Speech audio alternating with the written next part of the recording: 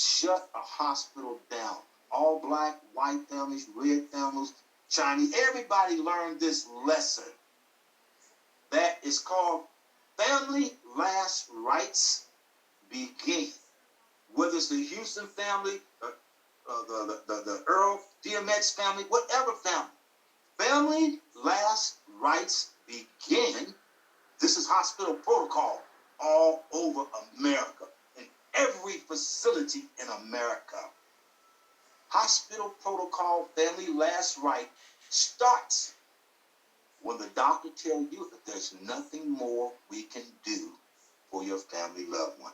If you are the power of attorney for a person in your family, and the doctor said there's nothing more that they can do, soon as the doctor says that sentence, everybody black, I want y'all write it down, write it down. Family last rights. And if they don't give you your family last rights, you go in the hospital to what's called patient advocate.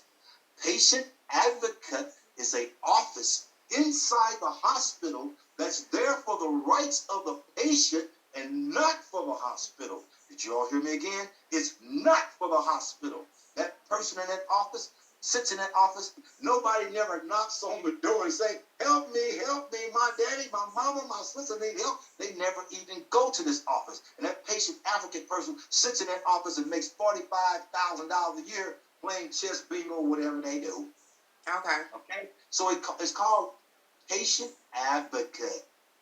People, write this down. Patient advocate is where you go when you have a complaint against the doctor, a complaint against the hospital, a complaint against a nursing care facility. Every facility that's working under these titles has to have a patient advocate office. Mm-hmm.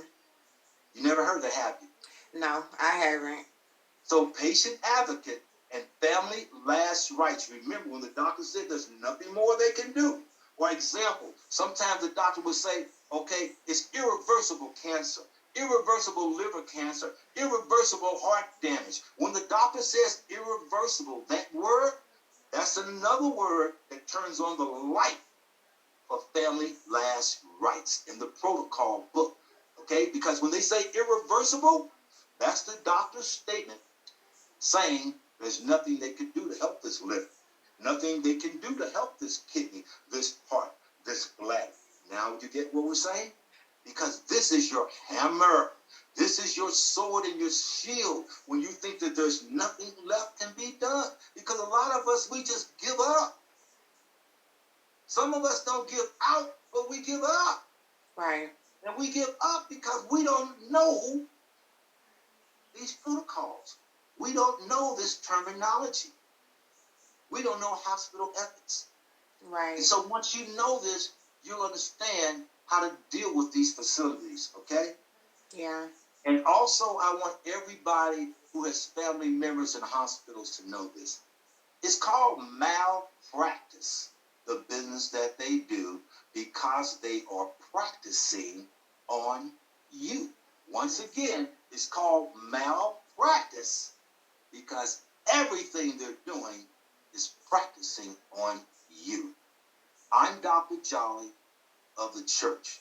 People don't know that the Catholic Church has had popes, different popes, and every pope has a successor.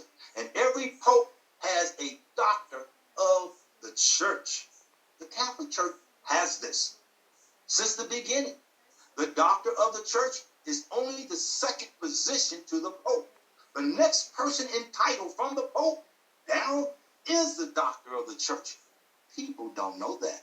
I want all of our black churches, white churches, Hispanic churches, I want them all to know that we can have a doctor of the church too, because you have one right here. I am the international doctor, and I go all over the world preaching this. Bahrain, Dubai, I go all over teaching and preaching this, okay? In Bahrain, the king gave me permission to speak in terms and letting the people know what to do before, during, and after Ramadan. That was the meeting I had in Bahrain about 4.5 years ago. And everybody from Dubai, from Saudi, from Qatar, from Medina, from Pakistan, we had 35 different Arabic sex in the room. And my closest friend over there, he says, you have to speak so that you don't say anything, not one word, that goes against Allah. Right. And in my speech over there, I got a standing ovation. And I told everyone, when you hear me say the word God, you just say Allah. If I say God, you say Allah. If I say Jesus, you say the Prophet Muhammad. Just that simple. Okay? So I said, we just do the exchange of these two words, and we got it. So I did. I got to teach the people over there. And so the people over there, they got to learn what I'm going to teach you right now. I'm going to show you a couple of